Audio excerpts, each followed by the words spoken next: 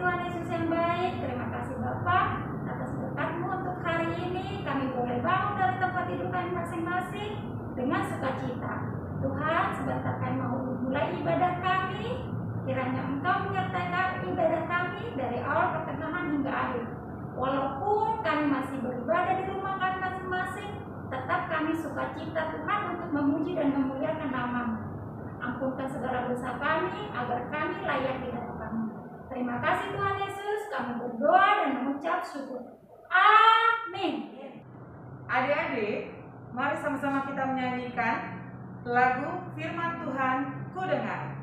Yuk bersama-sama ya, jangan ada yang nggak nyanyi loh. Yuk sungguh-sungguh ya dek.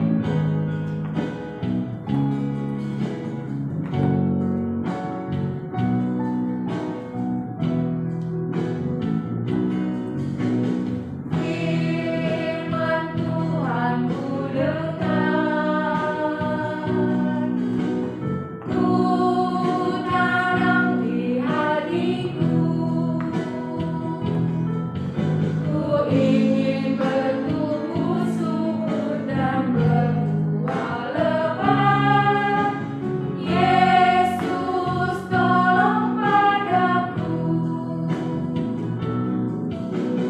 Firman Tuhan ku dengar, ku tanam di hatiku, ku ingin bertumbuh subur dan berbuah lebat. Yesus tolong padaku.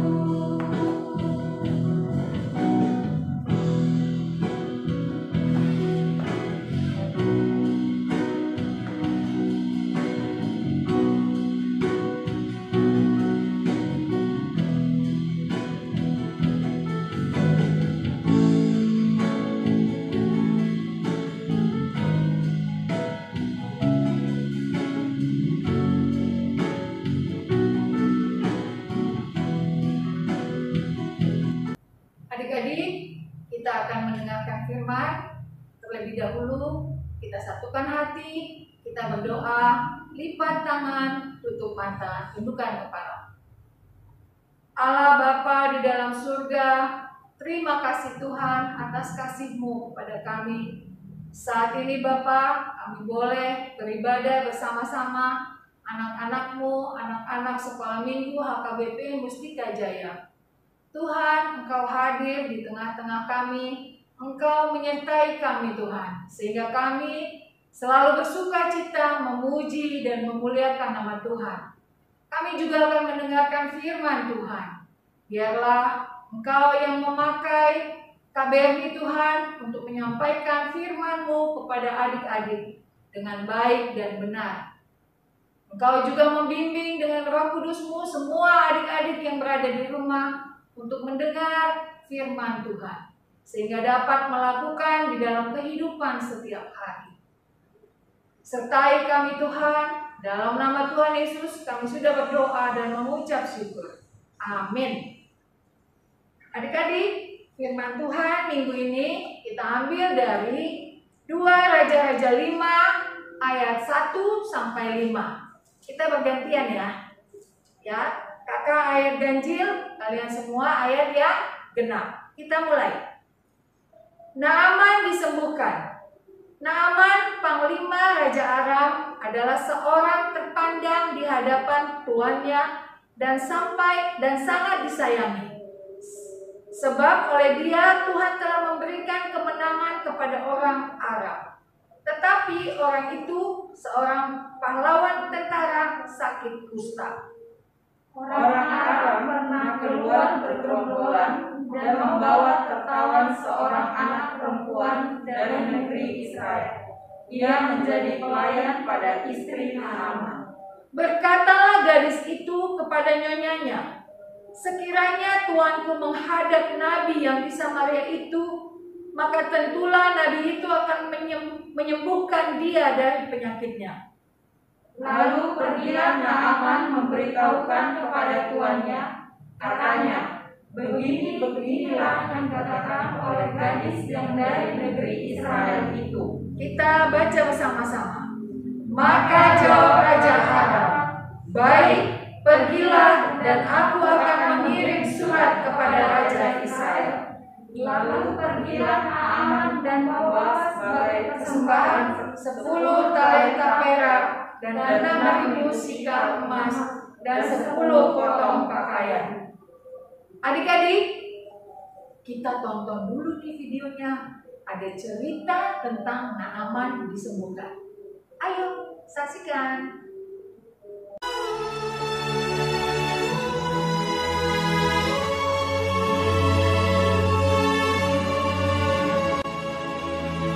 Naaman, panglima Raja Aram, adalah seorang terpandang di hadapan tuannya dan sangat disayangi. Seorang pahlawan tentara, sebab oleh dia, Tuhan telah memberikan kemenangan kepada orang Aram. Tetapi orang itu sakit kusta. Seorang anak perempuan dari negeri Israel, ia menjadi pelayan pada istri Naaman.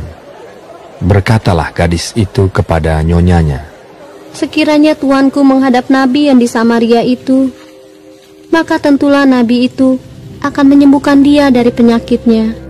Lalu pergilah Naaman memberitahukan kepada tuannya, katanya, begini-beginilah dikatakan oleh gadis yang dari negeri Israel itu. Maka jawab Raja Aram, baik, pergilah, dan aku akan mengirim surat kepada Raja Israel. Lalu pergilah Naaman dan membawa sebagai persembahan 10 talenta perak dan 6.000 shikal emas dan 10 potong pakaian. Segera sesudah didengar Elisa, abdi Allah itu, dikirimnyalah pesan kepada raja, biarlah ia datang kepadaku, supaya ia tahu bahwa ada seorang nabi di Israel. Kemudian datanglah Naaman dengan kudanya dan keretanya, lalu berhenti di depan pintu rumah Elisa. Elisa menyuruh seorang suruhan kepadanya, mengatakan, pergilah mandi 7 kali dalam sungai Yordan, maka tubuhmu akan pulih kembali, sehingga engkau menjadi tahir. Naaman dengan gusar sambil berkata, aku sangka bahwa setidak-tidaknya ia datang keluar dan berdiri memanggil nama Tuhan Allahnya, dan dengan demikian menyembuhkan penyakit kustaku. Bukankah Abana dan Parpar, sungai-sungai Damsik, lebih baik dari segala sungai di Israel? Tetapi pegawai-pegawainya datang mendekat serta berkata kepadanya, Bapak, seandainya nabi itu menyuruh perkara yang sukar kepadamu, bukankah Bapak akan melakukannya? Apalagi sekarang, ia hanya berkata kepadamu, mandilah, dan engkau akan menjadi tahir. Kemudian berpalinglah ia dan pergi dengan panas hati. Maka turunlah ia membenamkan dirinya 7 kali dalam sungai Yordan, sesuai dengan perkataan abdi Allah itu. Lalu pulihlah tubuhnya kembali seperti tubuh seorang anak dan ia menjadi tahir. Kemudian kembalilah ia dengan seluruh pasukannya kepada abdi Allah itu. Setelah sampai, tampillah ia ke depan Elisa dan berkata, sekarang aku tahu bahwa di seluruh bumi tidak ada Allah kecuali di Israel. Karena itu, terimalah kiranya suatu pemberian dari hamba-Mu ini. Elisa menjawab, demi Tuhan yang hidup, yang di hadapannya aku menjadi pelayan, sesungguhnya aku tidak akan menerima apa-apa. Pergilah dengan selamat. Dan walaupun Naaman mendesaknya supaya menerima sesuatu, ia tetap menolak. Akhirnya berkatalah Naaman, jikalau demikian, hamba-Mu ini tidak lagi akan mempersembahkan korban bakaran atau korban sembelihan kepada Allah lain, kecuali kepada Tuhan. Adik-adik, kita sudah menyaksikan cerita tentang Naaman disembuhkan. Kamu semua tentu sudah mendengar dengan baik, ya kan? Naaman itu adalah seorang panglima yang hebat, ya, yang kuat. Dia terkenal karena dia membawa kemenangan untuk kerajaan Arab, ya. Nah, dia disayang sama raja. Lalu tadi kita mendengar ada seorang anak perempuan Israel yang menjadi pelayan bagi istri Naaman. Seorang anak perempuan, ya, anak yang mengenal Tuhan, anak yang pernah merasakan kuasa Tuhan melalui Nabi Elisa di Israel. Ya, adik-adik, seperti yang kita dengar tadi bahwa Naaman itu sakit kusta. Lalu apa yang mau kita lihat? Apa yang mau kita pelajari dengan sikap anak perempuan tadi? Anak perempuan Israel itu. Yang pertama, adik-adik, sikap peduli kepada orang yang sedang susah. Ya, sikap peduli, care, mau melihat, mau bersikap, mau berempati, tidak hanya melihat lalu cuek. Ya, sekarang budaya anak-anak banyak yang cuek. Tidak seperti anak perempuan tadi. Dia peduli melihat melihat majikannya Naaman yang sedang sakit kusta. Dia datang kepada istrinya.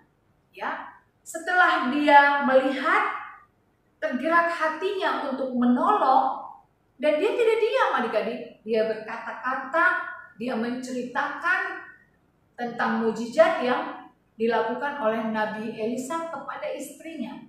Dia tidak diam. Dia melakukan tindakan. Lalu adik-adik, sikap yang kedua apa? Melakukan tugasnya dengan baik dan dia bisa dipercaya. Kenapa kita bisa tahu bahwa anak ini melakukan tugasnya dengan baik? Karena istri Naaman mempercayainya. Kalau dia tadinya orangnya sembarangan, nggak bekerja dengan baik, pasti nggak suka majikannya, ya kan? Nah, jadi anak Tuhan harus bertanggung jawab melakukan tugasnya dengan baik dan benar. Dimanapun itu, dalam keadaan apapun itu. Kalau kita lihat anak perempuan ini, pasti dia sangat menderita. Karena dia masih kecil, dia harus menjadi pelayan istri Naaman. Orang tuanya jauh di Israel. Tapi dia tidak malas-malasan. Dia tidak terus bersedih, menunjukkan sikap aku gak suka. Tidak. Tapi dia melakukan tugas tanggung jawabnya dengan baik. Kalau dia bersih-bersih, dia bersih-bersih. Nah, karena itulah istri Naaman mau mendengarkan dia bicara. Karena itulah istri Naaman percaya kepada anak perempuan Israel tersebut. Kemudian yang ketiga, berani menceritakan tentang nabi-nabi suruhan Allah. Meskipun anak perempuan Israel itu jauh dari Israel, ya, di tempat dia sendiri, ya, tapi dia berani menceritakan pekerjaan seorang nabi suruhan Tuhan. Dia berani menjelaskan, menceritakan bahwa coba bawa Naaman kepada nabi kami di Israel, dia pasti akan disembuhkan. Nabi Elisa adalah suruhan Tuhan kami. Melalui Nabi Elisa, Tuhan berkuasa menyembuhkan. Dia berani.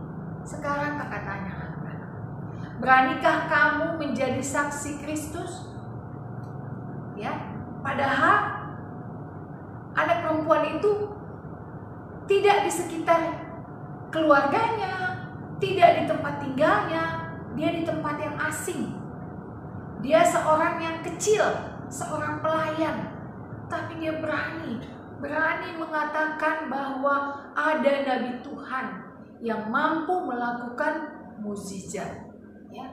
Kemudian yang keempat, sikap anak perempuan yang kita lihat, dia bisa menjadi berkat buat orang lain.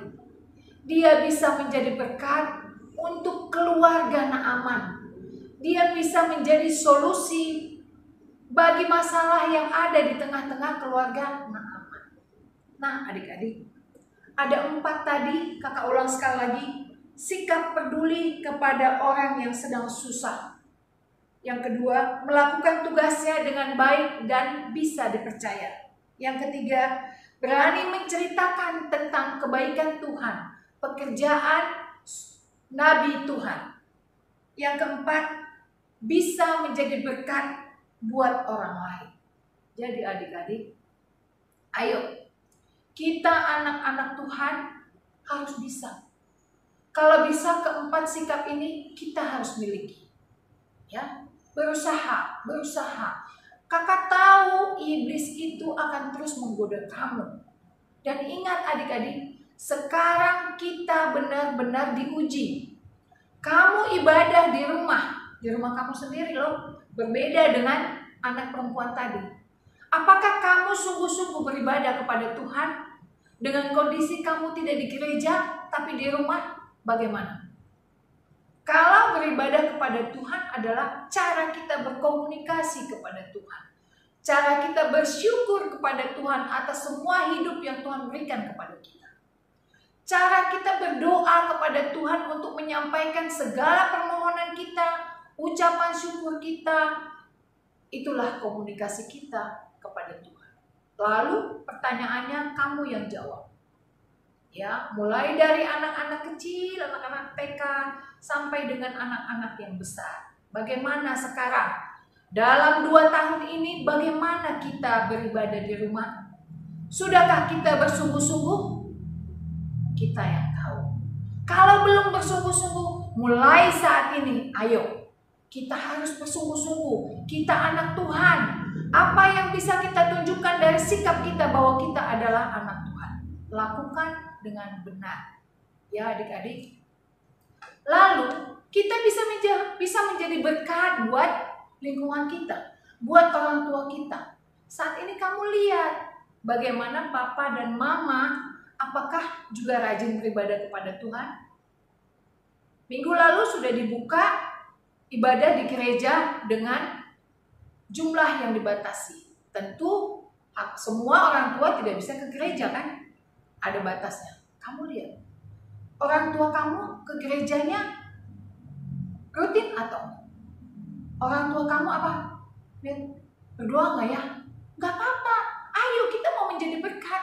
Kasihan juga kan orang tua kita. Kalau tidak beribadah hanya karena masalah COVID seperti ini. Nah, kita harus menjadi berkat untuk orang tua kita, untuk kakak adik kita, untuk lingkungan kita. Ya, biarpun di sekitar kita agama lain, misalnya di tetangga-tetangga kita bersikap aja yang baik. Ya, melakukan tugas kita dengan baik, melakukan tanggung jawab kita dengan benar, pasti orang melihat, oh itu anak Kristen, pengikut Kristus itu memang baik-baik. Mau kamu disebut seperti itu? Ayo lakukan. Ya, jadi adik-adik ada satu yang kita mau lihat dari Naaman. Apa itu? Dia mau mendengar dari anak kecil. Tadi juga kan waktu dia tersinggung, kok Nabi Elisa nggak keluar melihat saya, menyambut saya? Tapi ketika dia diingatkan oleh anak buahnya, gak apa-apa Pak, demi kesembuhan, apapun yang disuruh pasti Bapak mau kan? Dia mau mendengar apa yang disampaikan anak buahnya. Dia tidak sombong. Dia mau melakukan apapun demi kebaikannya, ya. Dan dia menuruti apa yang disampaikan oleh Nabi Elisa, ya. Dia mandi 7 kali dan akhirnya dia tahir dan sembuh. Yang terutama apa yang dilakukan Naaman adik-adik? Begitu dia sembuh, dia datang kembali mengucap syukur, dan dia berjanji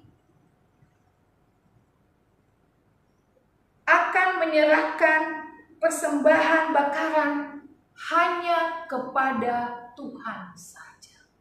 Ya adik-adik, jadi menyerahkan persembahan, mengucap syukur adalah bagian dari ibadah kita. Ya, lakukan. Ya, Mari kita lakukan sama-sama. Banyak yang mengganggu kita di dalam kehidupan, berdoa supaya kita dimampukan. Ya, sama seperti anak kecil. Meskipun dia kecil, dia bisa melakukan yang besar. Sama seperti Naaman, dia orang besar, tapi dia mau mendengar dari orang kecil. Sehingga berkat Tuhan atas semuanya terjadi. Demikianlah firman Tuhan. Kiranya menjadi kekuatan di dalam kehidupan kita. Tuhan memberkati. Mari kita berdoa. Tuhan, kembali kami mengucap terima kasih atas kasih-Mu kepada kami. Hari ini kami boleh belajar dari firman Tuhan tentang anak perempuan Israel yang menjadi berkat. Tuhan, dengan kuasa-Mu kami pun akan mampu menjadi seperti dia, Tuhan. Kami boleh menjadi berkat di tengah-tengah keluarga kami, di tengah-tengah lingkungan kami, di sekolah, dimanapun Tuhan. Bapa, banyak kesalahan dan dosa yang sudah kami lakukan di dalam kehidupan kami. Kami sering lalai Tuhan untuk dekat kepada Tuhan. Bimbinglah kami Tuhan dengan Roh Kudus-Mu, sehingga kami tidak makin jauh dari Engkau, tapi kami makin dekat untuk menerima berkat daripada Tuhan. Lindungi juga semua orang tua kami Tuhan. Berkati mereka dengan hati yang bahagia, dengan rezeki, sehingga apapun saat ini pencobaan di bumi kami ini bisa kami hadapi dengan baik. Terima kasih Tuhan. Dalam nama Tuhan Yesus kami sudah berdoa dan mengucap syukur. Amin. Ya, Kak. Ayat hafalan kita hari ini tuh diambil dari Galatia 6 ayat 10a dan b. 10a bunyinya gimana, Kak? Karena itu, selama masih ada kesempatan bagi kita, 10b-nya saya ya. Oke. Marilah kita berbuat baik kepada semua orang. Ayo adik-adik, sama-sama kita menghafalnya. Ayat hafalan kita hari ini Dari Galatia 6 ayat 10a dan b. Karena itu, selama masih ada kesempatan bagi kita, marilah kita berbuat baik kepada semua orang. Warta kita minggu ini yang pertama, yang ulang tahun ya, yang ulang tahun minggu ini, semua kakak guru sekolah minggu mengucapkan selamat ulang tahun, panjang umur, sehat selalu, dan diberkati sama Tuhan, dan tetap tambah rajin sekolah minggunya walaupun masih di rumah kita masing-masing. Yang kedua, prokes. Kalau kita kemana-mana selalu jaga kebersihannya, tetap pakai masker, pokoknya jaga kesehatannya. Pola makannya juga dijaga, jangan minum yang dingin-dingin. Oke? Yang ketiga, persembahan kita tetap kita kumpulkan dan boleh disetor ke Amang Sintua di kita masing-masing atau ditransfer ke rekening yang sudah dibagikan dari kuliah kita. Oke?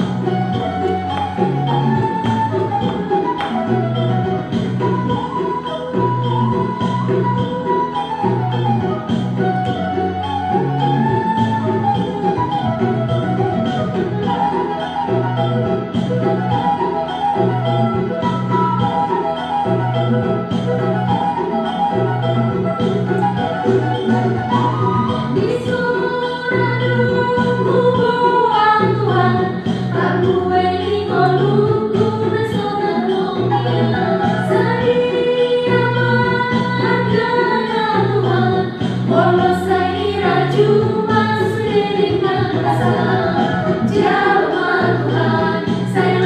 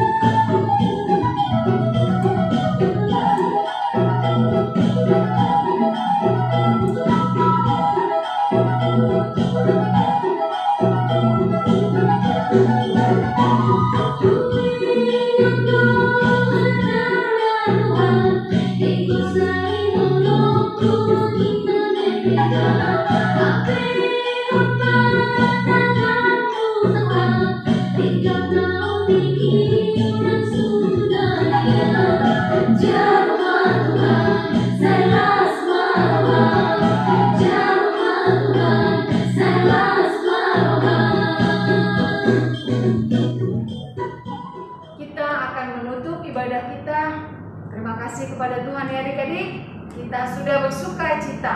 Yuk, kita berdoa, doa Bapa kami bersama-sama. Bapa kami yang di surga, dikuduskanlah namamu, datanglah kerajaan-mu, jadilah kehendak-mu di bumi seperti di surga. Berikanlah kami pada hari ini makanan kami yang secukupnya, dan ampunilah kami akan kesalahan kami, seperti kami juga mengampuni orang yang bersalah kepada kami. Dan janganlah membawa kami ke dalam pencobaan, tetapi lepaskanlah kami daripada yang jahat. Karena Engkau yang punya kerajaan dan kuasa dan kemuliaan sampai selama-lamanya. Amin.